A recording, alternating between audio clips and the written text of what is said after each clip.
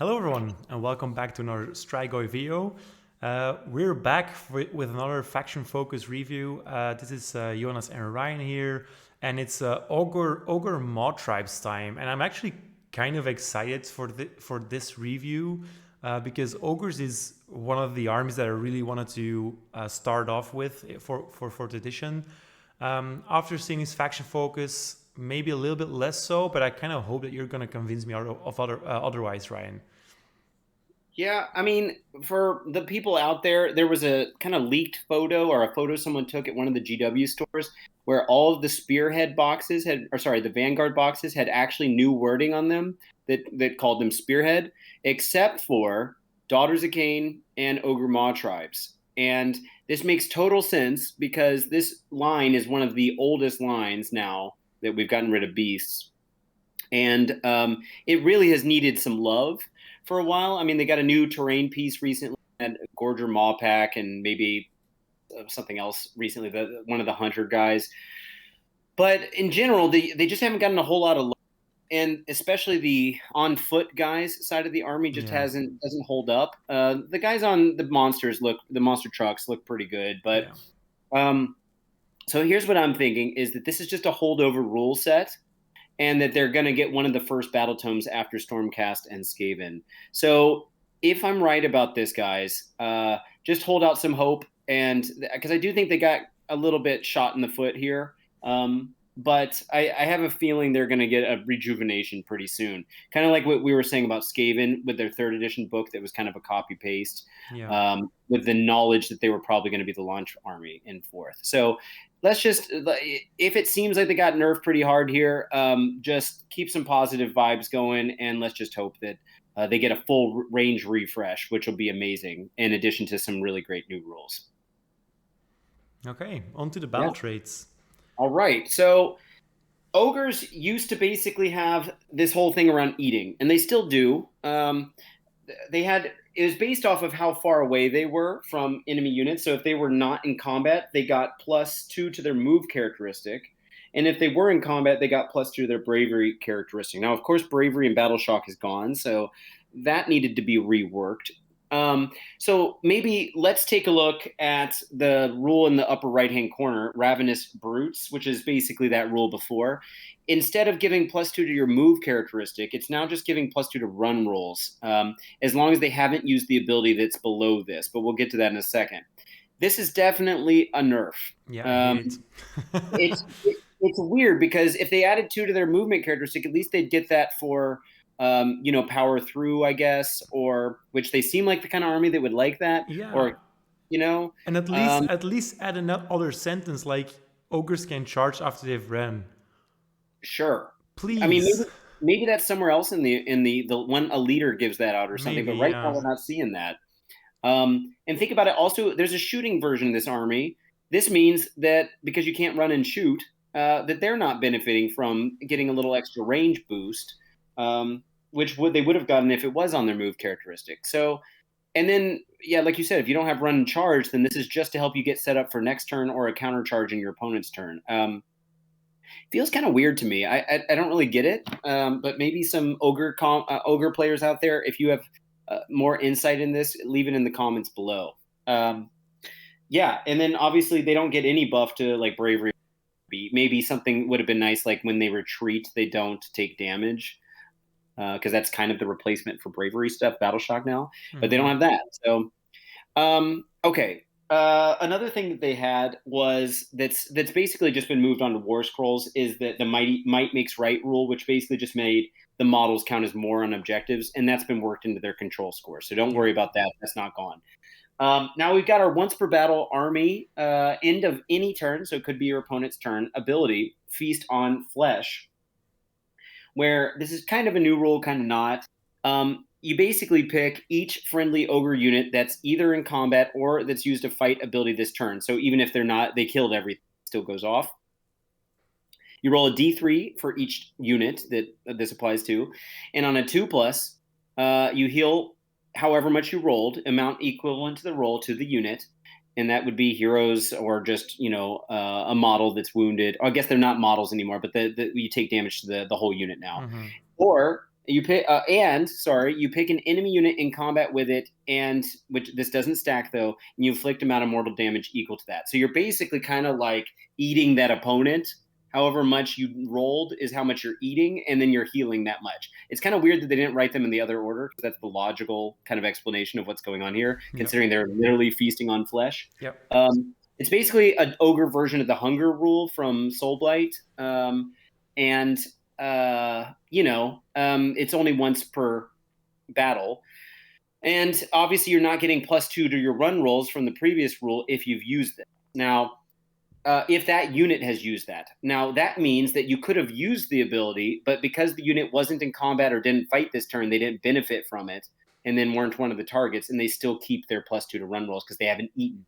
And this kind of keeps the spirit of the army, because it's this question of have they eaten or not. When they're hungry, they get +2 to run, and they've stopped being hungry by being able to eat some of their opponents. So that's kind of how that works. How are you feeling about that interaction there? I'm aware that it's gonna be very negative, but I hate almost everything about this. Okay. Oh god, it's probably the thing that I've been disappointed by the most so far from everything that I've seen from Age of Sigmar 4. God, where to start? Okay, so it's you have 3 battle traits. One of your battle traits allows you to run while your entire army wants to either charge or shoot, both which you cannot do after you've ran. So that's weird. And then you get to offset that ability, I guess. You got this once per battle ability here that still has a trigger on a 2+. And if you're right about how this is worded with the 2+, that means on a 3 or 4 or 5 or 6, obviously on a d6. Yeah. So statistically, only a third of the units that you're rolling for, only 2/3 of the units that you're rolling for are gonna benefit from this. And they only benefit D3 heal and D3 mortal wounds from this. So it's not a huge roll anyway. And then on top of that, your unit also has to be either in combat that turn or must have fought that turn. I'm like, why? Why all these extra steps? It's a once per battle ability. It should feel strong. It shouldn't feel like something that might pop off. Imagine that you're playing ogres. You've ran your entire army, so you've not done your charge, not done your shooting. You finally end up in combat. Thank God. Let's pray to the gods that you've made your charge at some point, so you can actually use Trampling charge on the left side of this page here. Then you're popping the Feast on Flesh, and none of your ogres roll a 3 or a 4 or a 5 or 6. That's your entire thing is gone. You lose both the Ravenous Brutes and the Feast on Flesh. Yeah.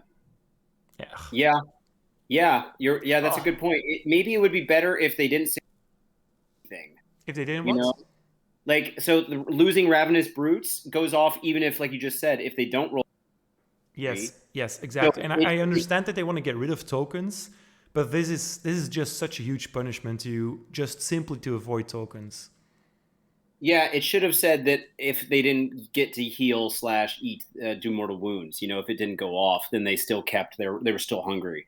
That's weird. I agree with you.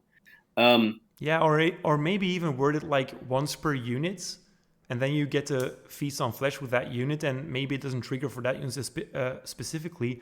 But now if you're forced to use it in an earlier turn and you really wanted to, a lot of your units are going to miss out on this ability. And if you're using a shooting army, Ryan, at what point are you going to use any of these 3 abilities?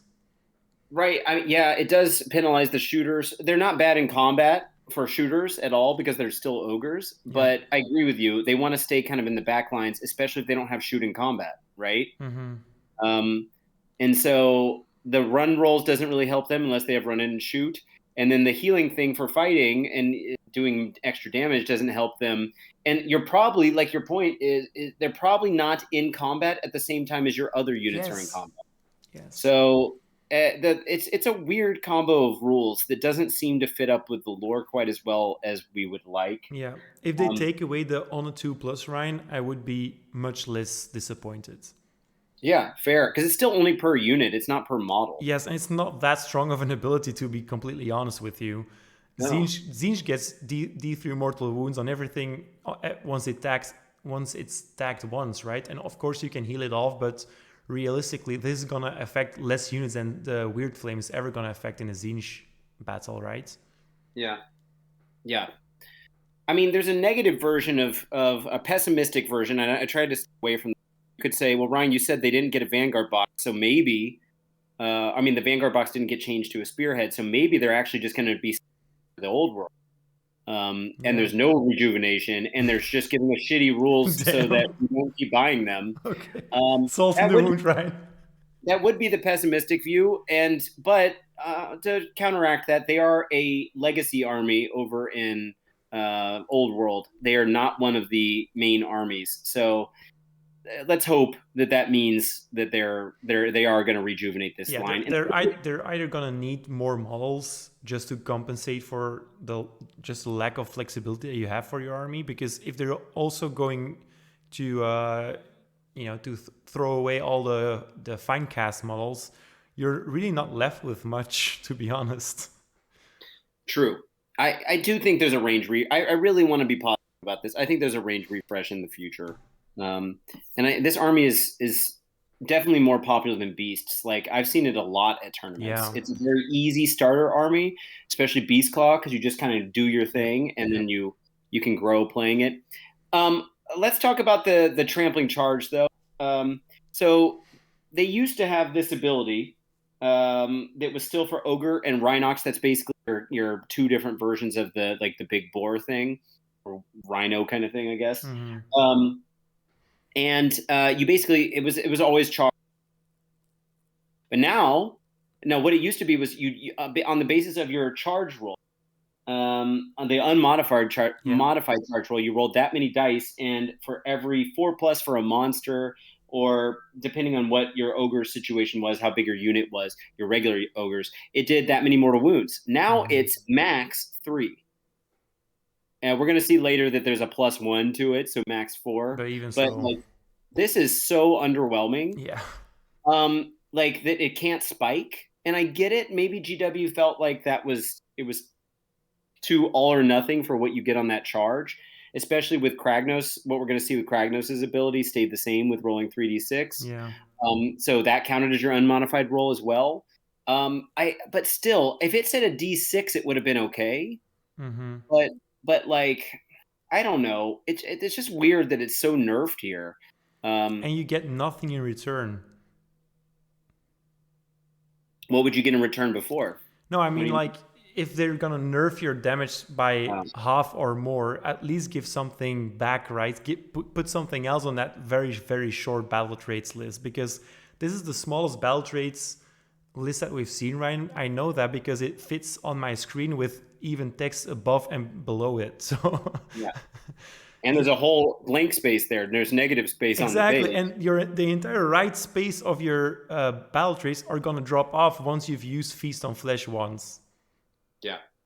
So you only get the trampling charge. There's no pulling, retreating and charging as far as we see from the battle traits. So obviously it might be on a battle scroll, but then I can only imagine how important that battle scrolls are going to become, because if you want to get the max out of your charging stuff here, you either have to charge and delete your units, your opponent's units, which it doesn't look like you will be doing if I, can spoil a little bit about the battle scrolls, or certain battle scrolls at least, or you need to retreat and then be allowed to charge. But if you're retreating, you're taking D3 mortal wounds. So, yeah, man. I know I'm pessimistic, but damn, this is real bad. I get what you mean about the war scrolls. We'll see how the regular ogre infantry look. They're kind of disappointing, I guess. Yeah. But some other things that they lost here: the gulping bites used to be a gut busters only, so like the foot ogres, and that was doing mortal wounds at the end of every combat phase, doing D3. That's gone. And then they also lost the Grasp for the Everwinter, a similar thing at the start of the hero phase for Beastclaw units that did mortal wounds. Based off of what you roll against the battle round. Mm-hmm. And then they had 2 monstrous rampages. Now, we do know that rampages get put onto war scrolls, but there was one for a Thunder Tusk and one for a Stonehorn, and the Stonehorn one was the crazy. You get to fly over people and do a bunch of mortal wounds, and we do see a Stonehorn today, and that does not do that anymore. So unless we see the priest version of that war scroll, maybe the what's he called, Frost Lord, the like actual melee dude, not the priest.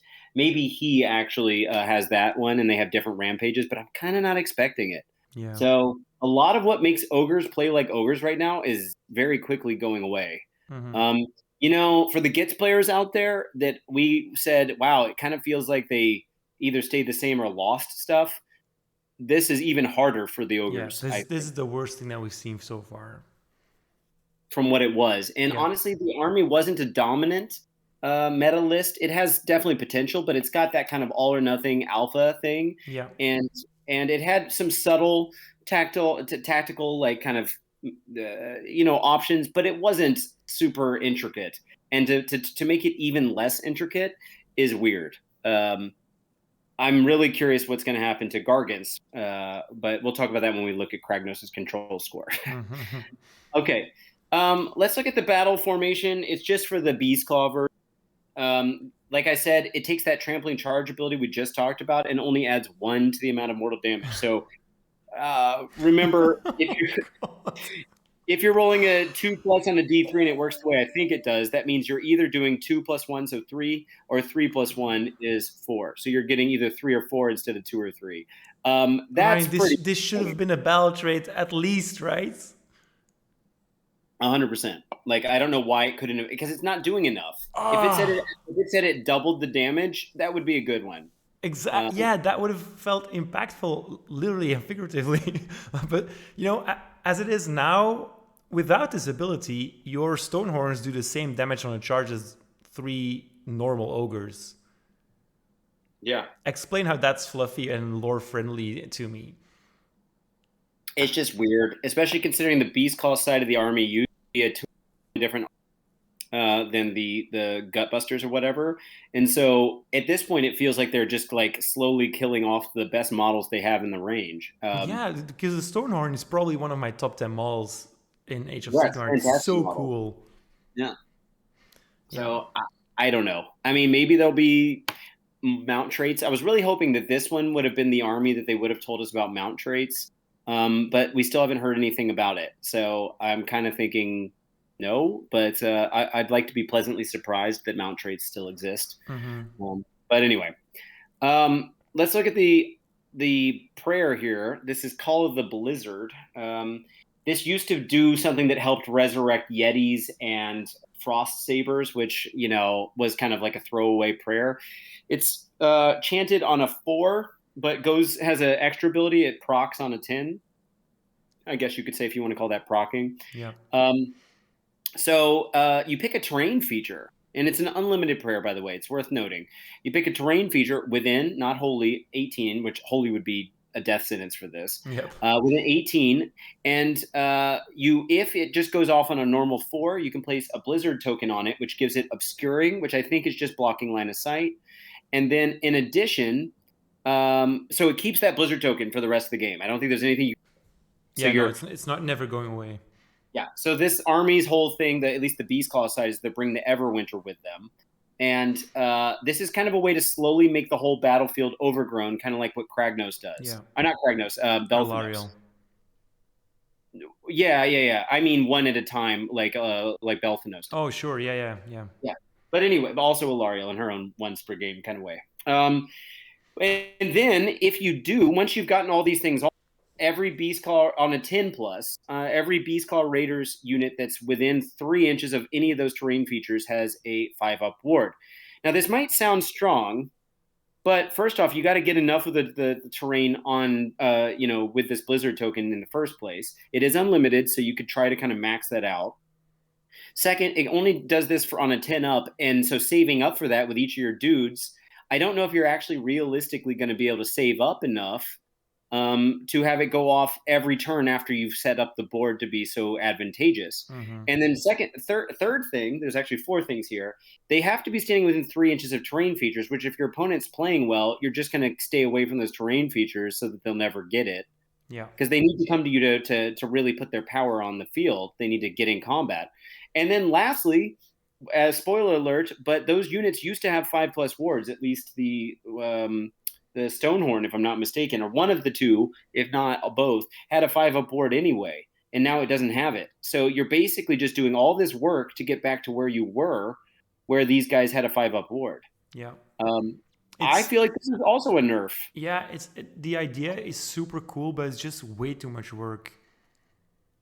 Yeah. What if they just said, "Hey, we've got some extra space on our battle traits part page. Why don't you say, just like Sylvaneth, you get to pick 3 overgrown, but in this case blizzard terrain pieces.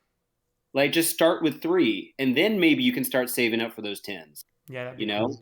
Or even like make this prayer be let it do what it does, but just change the fact that you don't have, let the ward save be an army wide thing and not within 3 of a terrain feature. But then what's the point? I guess it's just making it obscuring, but I don't know how important that is. And if you have a shooting list, it's hurting your own shooting. Yeah, and honestly, it's fine that you don't actually spend it for the obscuring thing then, because you want to save it for the 10+ anyway. Sure.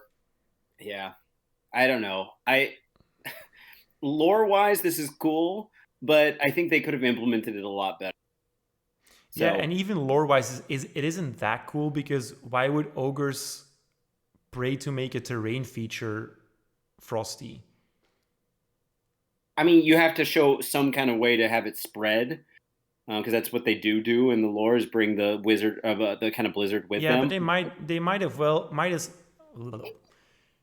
just as well, they could have made the target a unit, right, instead of a building. Yeah, that would have been a lot better, because then at that point you could say like that you now like in, and then being within 3 inches, that unit is where you want to be. Yes. Not and imagine targeting your own Stonehorn or something like that, and it's obscuring. Sure, that'd be cool. So cool. Yeah. So you're saying if it's a friendly unit, then they automatically have. Yeah, they cast it on themselves. They have a blizzard token, and then I would totally be fine, by the way, with it going away after a turn or two, or maybe even after a turn. But just make your Stonehorn obscuring. So you're running your Stonehorns in front of your army. You're chanting. You bring this wall of frosts with the other guys following the Stonehorns, and then when you've saved enough. What's it called? Prayer points. That's not the name, but you know what I mean. Yes. What's it called? I don't remember. Chanting points. I don't know. It's I think. Yeah, ritual points. Sure. Yeah. Then you pop off your fireball and you're like, yeah, huddle around your Stonehorns and let's go. But now it's like, okay, so walk very closely to, next to that building, Ogre man. It's like, why? Right. Yeah, he's unless he's thinking there's some food in there, it doesn't really. Yeah, like, oh, I'm gonna lean against this wall. It feels very frosty. I mean, yeah, it's weird. It's weird. Okay. I mean, I hate to say this, guys, but this is just more of the same. You know, like, considering this is only one of 3, it's one of only 3 spells or prayers that you've got. Yeah, not feeling that great, you know. I have to apologize though. I know that we really wanted to be optimistic. I have such a hard time, and I don't even play the army, but I'm really mad for all the ogre players. The rage is channeling through me. Oh, sorry. Yeah, I get it. I mean, just being objective, this is, I think, the worst downgrade that we've seen thus far. Yeah, and that's amongst. We're trying to accept that everything's getting downgraded a bit in certain senses, but this is a little over the top. Yeah, the thing is, in the text below, they make it sound like it's so strong. Like, hold on for a chanting roll of a 10+, and every terrain feature on the battlefield that you've hit with a blizzard. I'm like, okay. So, I don't know. Yeah. Yeah. Okay, let's take a look at Kragos, which interestingly, maybe the best thing on this whole thing, just because he is applicable to all destruction stuff, and he didn't lose his most important stuff. Mm-hmm. He did get hit in his endurance. He went from one of the only war scrolls with a 2+ save, which made him very hard to kill, to a 4+ save without changing his health characteristic, but doubling the amount of wounds he shrugs because he went from a 6-up ward to a 5-up ward. But I can tell you right now, in no version of being bracketed at any point of rend, not bracketed, but getting hit by rend, is he better off now than what he had before. He's just, I mean, unless you do like way too much rend, but we don't have that kind of rend in the game. I'm even counting for -3. Yeah. The guy just isn't as tanky, and the fact that if we look at the shield in Violet, which used to have his ward save built in, but now that's just on the keywords, and it also had his spell ignore. It's been changed that now it's just on a 3-up for a spell ignore, and he can do it more than once, but only once per spell. I don't know when that's going to become a problem, but maybe spells can go off twice in a phase and he can only ignore it once. But it used to be that he rolled 3d6, which anyone that knows the math on that is average 10.5. And it had to beat the casting value of the spell or endless spell, not the casting roll, which meant it literally on average always ignored spells. So it's going from a mathematical on average guarantee to a 2 out of 3 times. Now, he does have a 5-up ward, so if it's a damage spell, he's going to, shake off a third of the mortal wounds, mortal damage that comes through. But his endurance definitely really took a hit. And the other thing that got hit really hard for kind of like what makes him valuable is that he counts as only 15 control score, as we see in his wheel here. It used to be that when the guy wasn't bracketed, he counted for literally double that, 30. And this makes me wonder, what are they going to do to Gargants? Because I mean, like, this guy was basically just a Gargant profile, because it bracketed as he went down.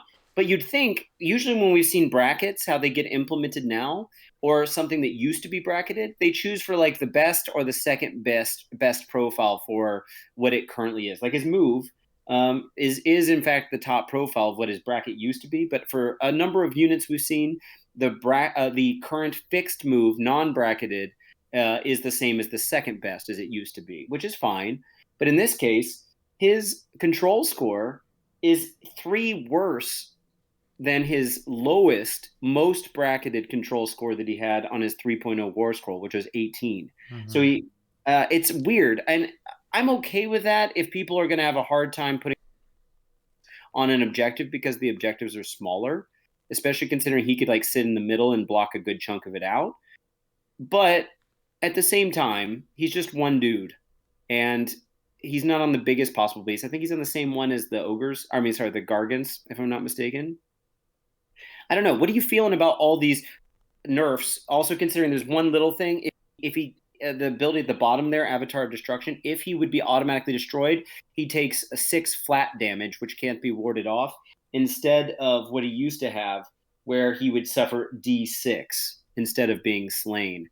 Yeah. So this is a flat 6. That's much more impactful, considering it's a third of his health. What are you thinking about this? I still think it looks good. I just hope he's due for a point decrease in this case. Yeah. Which would be fine because he was quite expensive before. Yeah, like 720 or so. Yeah. He was he was almost impossible to pull off the back 4 unless you had weighted dice, because 2-up save with an all-out defense, ignoring Ren 1 is as brutal. His profiles are basically the same. The Tusk Breaker has exploding hits now, so that's good. And there might be some slight changes in there, but the good news is his Rampage and Destruction is, if I'm mistaken, identical to what it used to be, where when he charges, he does a bunch of mortal wounds to each unit, or he does the multiplying the dice against a monster, as long as it's not a total of 7. Well, now realistically, you have twice as many opportunities, because you can do it in any charge phase now, and you can still recharge your own stuff if he's open. Good point. And he just got to clear the unit he was stuck in combat with last turn. And his chances of clearing a unit have also increased, because sure, his damage profiles have stayed the same, but the overall save in the game should have gone down. That's at least what they promised us. We haven't seen much to prove any of that. But yeah. Yeah, his main profile does bracket now. It loses a third of its output, the Dread Mace, and it didn't used to bracket, so I guess that's rough. But in my games, he's largely done his biggest output just charging shit. And he's still adding. This is the best thing about him. And it's the main reason you brought him before. I mean, he was tanky, but and that's gone away a bit. But the End of Empires rule in the bottom right-hand corner is adding a number of 1 to the number of dice rolled when making charge rolls. So it's basically 3d6 charge, and in a bubble of 12 inches, to a maximum of 3 dice, which is kind of the wording we're seeing most of the time when it adds 1. This is fantastic. It's always been fantastic. You guarantee that battle tactic that's the destruction one that says you need to go from your friend being wholly within your territory to being out of your territory and fighting. So he's going to be a big auxiliary unit to guarantee that battle tactic is even possible. Plus, most of the destruction armies kind of want to do this anyway, is just get over there. Yeah. So if his points value lowers a bit, considering he's easier to kill and take off the table, I think he's going to actually be pretty popular. And like I said, his ward got a lot better. So, I mean, if he's worried about mortal wounds, he's definitely more protected as long as it's not spells that's causing them. Do you have any other comments about Kragos? Well, just as Nagash, he gains the keyword of the faction, which is new. Yeah. So certain ogre abilities might actually apply to him. I just want to really quickly scroll up and check whether... I know that the charge is bound to ogre keywords. Yeah. Everything is bound to ogre keywords. Okay, so yeah. I was thinking like maybe Kragos can do D3 mortal wounds on a charge now. As if he needs it. Yeah. Mm-hmm. Yeah. I mean. Yeah. I saw on the internet a lot of people were very down on Kragos, and I can understand that, but at the same time, I do feel like almost all of his toolkit has been retained, and sure, a lot of things have worsened. His save has gone down, his control has gone down, but if that comes with a point decrease as well, surely you can only be happy, because this guy ate a third of your allowance. Yeah I had mentioned that his Tuskbreaker profile had exploding hits now, but mathematically it works out the same because he lost a point of to hit. It used to be a 3+, and so that functions mathematically as a +1, but it actually increases variability because you could get real lucky if you spike with a lot of 6s, then he has way more attacks, and so that becomes even better in that case. But it also mathematically works out to being +1, so it functionally stayed the same on average. Yeah, I mean, I don't know. I still would run Kragos. I've thought about running to make those squig charges, and maybe if the squig charges get less reliable, this is going to help be more useful. I just thought 720 points was too much, so if he goes down to like 500 something, I think I'm like definitely feeling this war scroll. Yeah, thank you, Ogre players, for taking one for the team and spending one of your war scrolls on Kragos. Right. Okay, Huskard on Stonehorn. So we're seeing the priest, the less taken version. The Stonehorn was traditionally the one that people took instead of the, what's the other one called? Thunder Tusk. Yeah. But usually you took your Frost Lord, which is like usually the general in a Beastclaw Raiders army. This is the less popular choice because he was the priest. So if we look at what's going on here, it looks like he's got a lot of ranged weapons, but he has to choose one of these three. All the melee weapons are permanent on his war scroll, but his ranged weapons were always a choice. The big nerf here, though, is the Blood Vulture is no longer board-wide range, doing 1 mortal wound on a 2-up. Now it's only 24-inch range, 1 attack, 2s, 3s, no rend 1, which is not guaranteed to go through on anyone. It's been reduced quite a bit. So all you Blood Vulture players out there that were just taking 3 Stonehorns and slowly killing all the heroes on the board, by just having them do 2-up, what does 1 mortal wound every turn without having to be close enough. That's just not a thing anymore. So why would you ever take the Blood Vulture now if you look at that profile? Yeah, I don't know how many people are going to be strict about what you see is what you get. I hope people will be understanding, but I would definitely take the. I think I'm leaning towards the Chain Trap at this point because they want to get up close anyway, and then you're getting +1 rend on a monster, and if it goes through, you're doing 3 damage. So I mean, none of them are amazing. It's just kind of an afterthought, these shooting profiles now. Yeah. So yeah. And the monster one used to like restrict the monster's movement so that it had, if it on a 4+ after it did some damage or something, it had to move closer to the guy that chained him. But that's just gone now. Okay, so all right, let's look at some of the abilities here before the profile. He used to have all Stonehorns used to have a 5+ ward. He doesn't have it anymore. And the closest thing we've got to that is the Stone Skeleton, which ignores the first point of damage that would be allocated in each phase, which is basically what Manfred has? Has the same thing, yeah. Yeah, so it's strong. It's strong. Don't get me wrong, but it's not a 5+ ward. Nope. Yeah. And considering he's not the kind of guy that just floating around not trying to get in combat, like he's not flitting around and slowly taking chit damage. He's like in combat, so ignoring 1 point of damage isn't probably going to do that much, especially considering he only has a 4+ save. I kind of feel like these units could easily have a 3+ save, Yep, they should have. I mean, the Frost Lord does, or at least in 3rd edition, he has it, while the Huskguard on Stonehorn, this one had a 4+. So it could very well be that the Frost Lord still has a 3+. But anyway. And then when we look at this combat phase rampage that he's got, now this is what I was saying. This is the thing that we would have expected to see the old like crazy flying over everyone when you charge, doing like a bunch of mortal wounds. This is where we would expect to see it. You can only do it if, assuming this Everwinter's goad is on all Stonehorn profiles. It will be. Then only one of them's doing it anyway. Yep. But that was always true with rampages, to be fair. But you pick a friend each friendly and enemy monster within its combat range. So now it's basically saying take all of your monster trucks and put them all near each other. Yeah. And this includes Kragos, by the way. True. But he has to then you read further, and then you read that some Ogre MAWTRIBES units, so never mind, forget it. Well, it's companion weapons, and Kragos doesn't have any companion weapons, but yeah. That little totem guy that hangs out with him that doesn't fight. But on a 3+ for each target, you roll separately.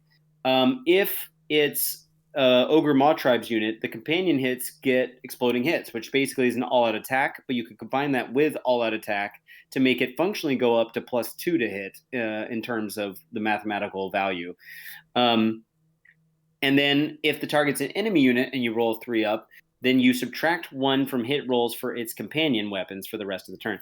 I actually think this is a really interesting ability. I don't know if it's enough for what the army, how kicked in the teeth this army's been, but I think it's interesting that they're doing something that's very companion oriented here, whereas usually abilities, unless they say other, don't impact the companions, and this is explicitly impacting those companions. So it's like anti-monster tech and pro-monster tech for you. Yeah. And I will tell you, I've done the math on profiles do quite a lot of damage, especially the horns. Yeah. If you're not bracketed, it does more than it used to. Yep. And it still gets the charge bonus, but the hooves used to also get a +1 damage on the charge, and they lost it, so they got worse. And they had 3+ to hit, I think. Yeah, let me double check that real quick. Yeah, that's right. But to be fair, this profile, what we're seeing with a lot of the monsters, they hit worse. They have a -1 to hit, but a +1 to wound on a lot of monsters. So mathematically, that's a 136 difference from what it used to be.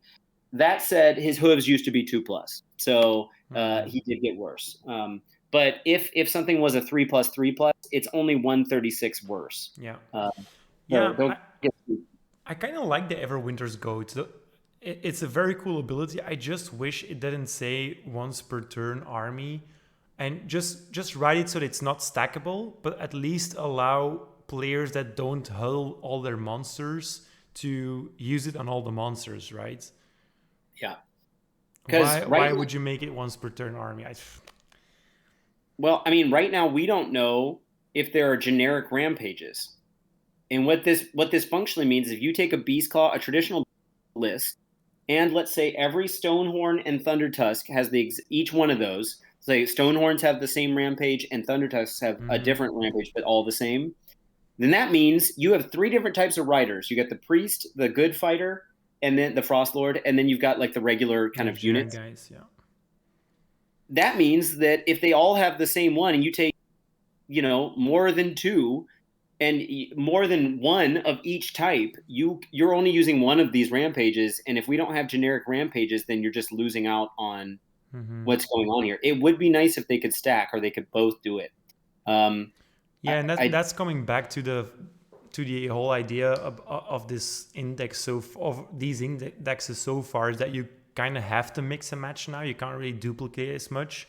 We kind of talked about that on the Skaven video with your cannons. The warp lightning cannons.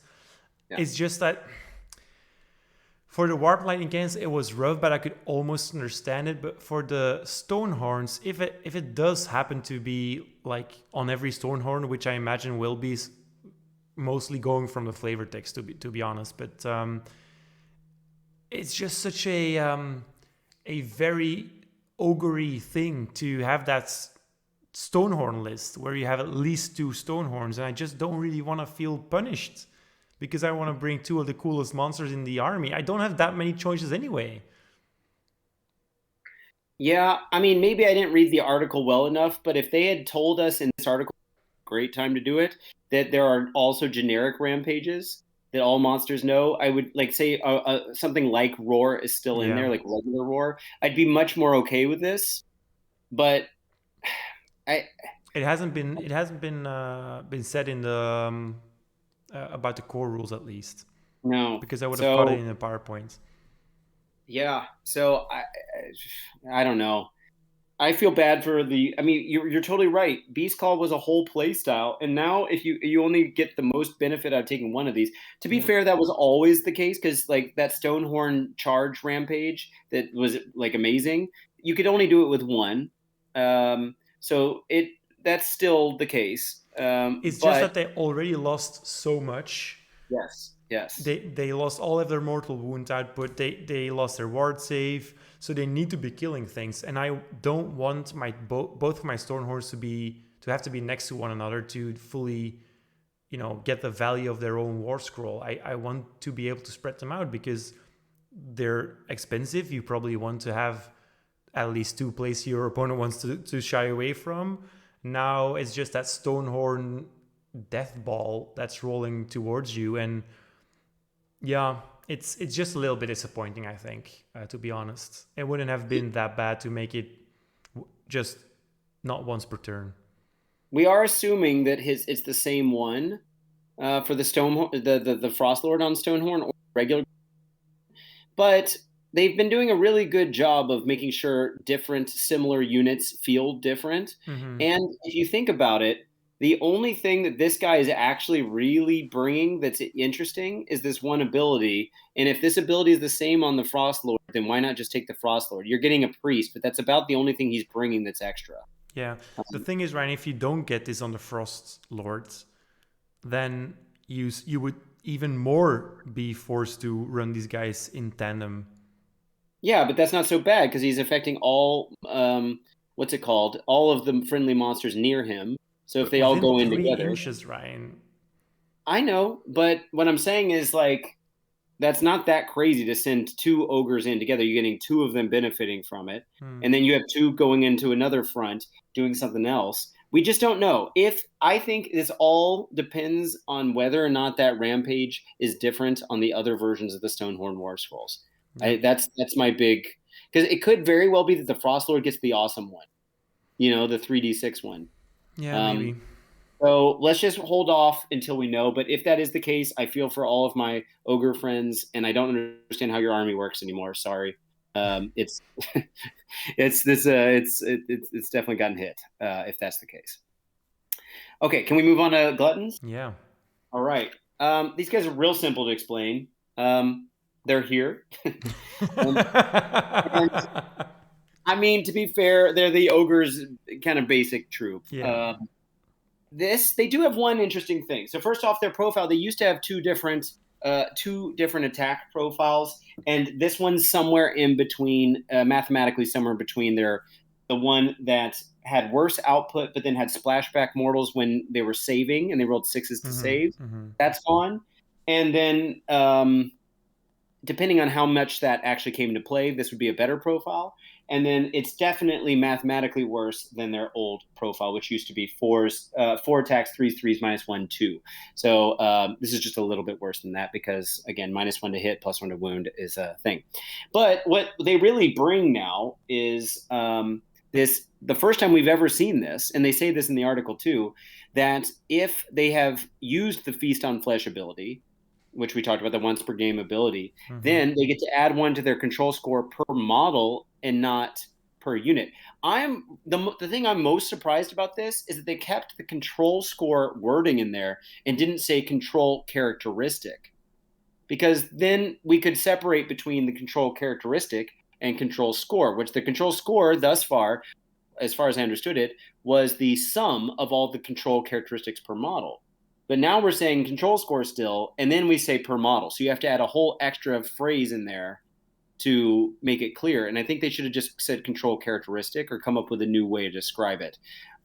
Maybe they could have said total control score versus model control score or whatever. But now they have all these extra words in there just to describe it. But in any case, this is not what we saw with the Liberators, who were adding +3 if they were getting their buff off, but it was +3 to your total. This is adding +3 per model. So a unit of, let's say, 4, or I don't know, 4 of these guys would be 8 plus, well, it would be 3 times 4, so 12. What do you think about this ability? Is that enough for you to say this is standard? They come in 6s, by the way. Yeah. But would you say this is enough for your standard kind of like frontline chaff, ogre equivalent of a chaff unit, other than Gnoblars? Well, you know what I'm gonna say, Ryan. You think it's boring? Yes, it's boring, and it's there one thing, and it only works after you've used the Feast on Flesh ability, which won't be. I mean, obviously you're gonna use it when you're getting into the thick of it, and then your control score is obviously gonna be worth more anyways, or it's gonna be more important. So I think you'll most of the time you'll have it when you need it. But yeah, I mean, counting as 18 for 6 smalls is nice. Don't get me wrong, it's pretty cool. I don't necessarily think it's super impressive, and since your army really wants to be charging all the time, yeah, I don't know. It's fine. You know what occurred to me as you were kind of explaining that is the best version of using Feast on Flesh is when all of your units are fighting at the same time. And we already mentioned this with the problem. It's a problem for shooting units, but okay, fine. We can kind of turn a blind eye towards that because it's a shooting unit. But if you're now forced to mix and match with your Beastclaw units and your Gutbuster units, they have very different move characteristics. And so if you're forced to mix and match, one of them's fighting at a totally different time as the other one. You're seeing it now. And so then when do you pop the Feast on Flesh ability? Exactly. Maybe you wait until the foot troops get into combat too. So it's like more of a turn 3 or 4 thing instead of but then this control score thing becomes a question. And how many of these guys with a 5-up save and only 4 wounds have you lost at that point? I don't know. But these are the equivalent of a chaff unit for ogres, not the Gnoblars. So I'm not expecting them to be amazing, but yeah. The Gorger Maw Pack's the next thing. This is a new unit that came I want to say it came with one of the Dawnbringer's books with the terrain piece at the same time, but it might have been a Warcry thing too. I don't remember exactly. Okay, that might be right. Yeah. But in any case, these guys, if I'm not mistaken, sorry. Really? Wait, what'd you say? Amazing models. Yeah, the models are great. So these guys actually got a bit of a buff because they got 2 more attacks. And yes, they did exactly that to hit to wound profile that I was saying, where you lose 1 in the hit but +2 in the wound. But they came out with way better output because of the increase on the attacks, and they also get +1 Ren on infantry, which is a good chunk of the models they're going into. I actually really like this unit. This might be one of the better ones that they've they've had upgraded here. Yeah, it's cool. It can go into deep strike, and then it now has to come in onto the only the 9 inch of the instead of anywhere. That's definitely a nerf. But you don't have to use that ability. And honestly, this output is really good. They're glass cannony with a 6-up save and only 5 wounds. But they're not a bad output unit. So considering all the shit we've seen thus far, this one feels like a little bit of a silver lining here, but I don't know if it's enough to make up for anything. You know. Imagine that the Blizzard token thing was a battle trait, and you could deep strike within 9 inches of a Blizzard token. Building. Yeah, that would have been really cool. I mean, obviously it'd still be a nerf because you'd be restricted, but sure. I don't know why it needed to be battlefield edge. These guys are glass cannons, so like, yeah, if they make a 9-inch charge, then good for you. But then they're gonna get pulled off if they don't remove a 6-inch move, man. It's a little weird. I mean, they would also get the plus 2-inch movement for runs, but then again, we don't know if there's run and charge in the army. So, they also it's probably gonna be a bubble, right? And they probably won't be wrapped in it. Right. Yeah, I mean, who knows? It depends on if you do the deep strike. They do have a couple other units that like to kind of deep strike. Like I think the Frost Sabers had something similar, if I'm not mistaken, or something like and that. The Hunter might as well, to be honest. Yeah, so maybe they work in conjunction with them. They also lost an ability that like on a 5-up, if someone used a command ability near them, then they would make it so you lost the point and it didn't go off. That's a bummer, but considering how tight the command point system can be at this point, I feel like they're probably removing a lot of rules like that would be just feel bads for your already kind of limited pool of command points. So I guess I'm okay with that. But yeah, so there's that unit. Any thoughts on them? No, it's cool. I think they're too squishy to be of much effect, to be honest. Yeah, I mean, I'm okay with glass cannon units. It's just as long as they can get to their target. Exactly. They got so Kragos is even more necessary for someone like that. Or by the way, the prayer to make all of your units obscuring, and then you can hide them. I guess that's a weird silver lining. Yeah. So let's look at the Leadbelchers spearhead and then call it a day. Yes. Apparently, this unit has a very similar profile. They lost 3 inches of range, and we don't know what kind of abilities they'll have. Maybe they'll have shooting. They used to double if they hadn't moved. They used to have double the amount of attacks, so 2d3 instead of 1. Okay, I thought they had 2 damage, but yeah, 2d3 sounds right. Yeah. But now they've got +1 to hit. Now this is just the Spearhead War Scroll, so I don't want to get too down on this unit yet. And then their melee output changed because they got the same amount of attacks, but -1 to hit, +1 to wound. But otherwise, just really boring. Like, it's not speaking to me. And considering what we already said about the nerfs to the shooting units in the army, like the +2 to run is not something they're trying to do, I think. So, and that they lost 3 inches of range is just even adding more, insult to injury here. So I don't get it. And to use their ability, Ryan, you cannot use any of your battle traits. Sure, because you got to move. Yeah, right. Come on, guys. I mean, again, that ability might not be the. Yeah, it probably won't be, to be honest. But oh my god, just why are you doing this to the ogres? Well, here's fingers crossed that they get a battle tome soon and a range refresh, and then everyone's just real happy. I mean, again, optimistically, you could say, well, maybe GW rules bad so that people wouldn't buy the old models, and then they could just save up for the new coming army. But to be fair, it has happened before where certain heroes with specific buffs or auras have changed the entire army. So yes, it might be the case for the ogres. We've seen very good standalone heroes. Well, very good. We've seen standalone heroes so far for them. We don't necessarily know what a butcher is gonna do for the army, for example. Right. Yeah. Yeah, they did mention we kind of glanced over this, but what the other battle formations will do. Something with a fire belly, I think. Yeah, there's one that's the magic for the butchers, and then there's another one for experienced gunners to fire at point blank range. So that sounds like they have shoot in combat. Yeah. And then a fourth one that masks your advancing infantry under the scouring shroud of the Everwinter. So which makes me think, just something that like makes you not be able to shoot or while you're outside of a certain range, or maybe they get some movement bonuses to be able to get across the Something I didn't have deep kidney, maybe. Could be. Could be. That would be super cool and way stronger than beast handlers. Oh yeah. My God. Yeah. So I mean, Jonas, maybe you can sum this up for us and close this out. Yeah. But, okay, guys. First of all, once again, sorry for my negativity here. I honestly, I think it's gonna be fine.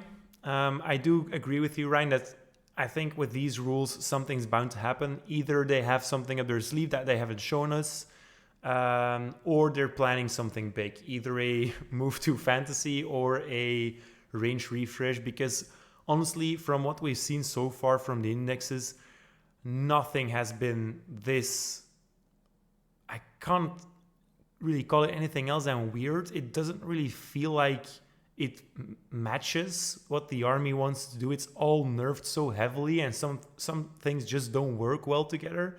Like the parts of the armies don't work together, while in all the other indexes, I kind of felt like, oh, they want us to bring all of these different units. And now you're like, okay, but if I'm bringing too many Beastclaw Raiders, I'm not going to get into combat with my normal Gluttons, and my shooting units apparently can't move, so we can't really use our battle traits. So, I think there's something that we're missing right now. So that's probably the most optimistic thing I can say here. Other than that, yeah, we'll have to wait and see. And please do leave your comments in the comment section. Let us know how you felt about this, and if I was a true advocate or for your feelings, or if I was too pessimistic. I would gladly take it if I was too pessimistic, by the way. Please try and convince me. Yeah, we love your support. Ryan and I are really doing our very best here to get these faction focuses out as soon as we can. It takes us quite a while actually to plan and to hold our schedules down, just so we can find a moment where we're both free. So leaving a like, leaving a comment really helps us to get noticed here by the algorithm. So we would greatly appreciate that. Ryan, anything else you want to say? Nah, I think you got it. Thanks, guys, for keeping up with these videos. And I'm still, even though the negativity, I'm still real positive for 4th edition in general. Same. So. Yeah. Okay, guys, catch you in the next one, which should be Flesh Eater Courts. Yeah. Yeah. Okay. See ya.